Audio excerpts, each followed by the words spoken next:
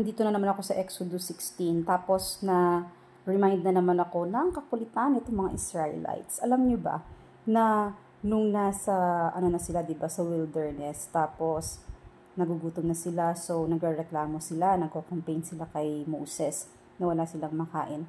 So ito si God is bibigyan sila ng mana. Pero may instruction siya na kumuha lang kayo ng sapat sa inyo.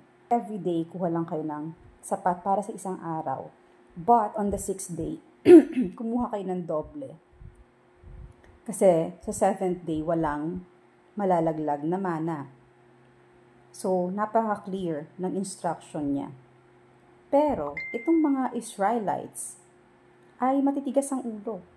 Yung iba, everyday ay hindi lang para sa isang araw yung kinukuha nila. So, kumukuha sila ng madami. So, ang nangyayari is, yung sobrang mana ay nagkakaroon ng maggots tapos bumabaho. Hindi lang yan. Nung 7th day, na sinabihan na sila na kumuha na nung 6th day, nung 7th day, kumuha pa rin sila.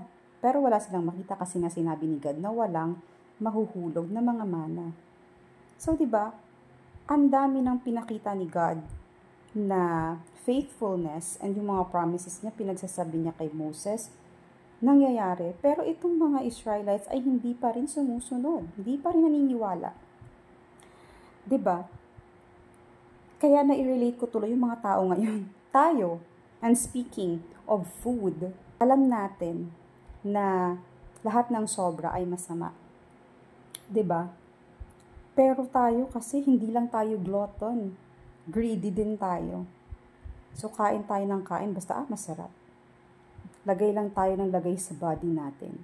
Yung may mga hypertension, alam nila na hindi maganda sa katawan nila yung makolesterol. Intake pa rin sila ng intake ng mga food na makolesterol. Diba yung mga may UTI? Alam na bawal yung mga soft drinks, yung mga maaalat. Kumakain pa din sila, alam nilang masama sa katawan nila, alam nila na kapag naipon yun sa katawan nila is masama. Sasabihin nila, minsan lang naman. Pero ganong kadalas ang minsan? Diba? Pag kayo nabasa nyo itong mga ginagawa, mga actions ng Israelites, maiinis kayo, pero ma-realize nyo, ganun ka din. No?